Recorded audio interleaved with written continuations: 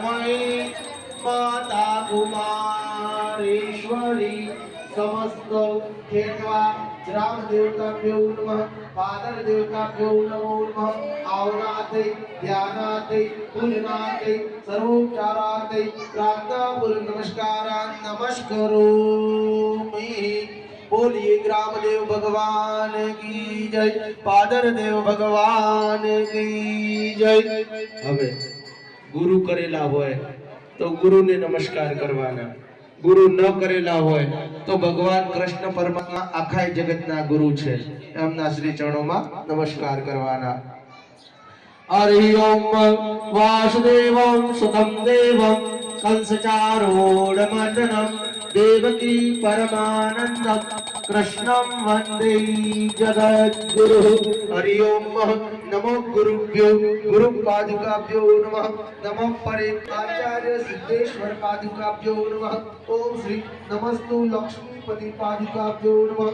ओम श्री सद्गुरुवे नमो नमः। હવે આવેલા બ્રાહ્મણોને નમસ્કાર કરવાના। શાસ્ત્ર શું કહે છે? બ્રાહ્મણાનામ જંગમામ તીર્થ, બ્રાહ્મણ એક હરતું ફરતું તીર્થ છે। બ્રાહ્મણના જમણા પગના અંગૂઠામાં 68 તીર્થોનો વાસ છે। એટલે તો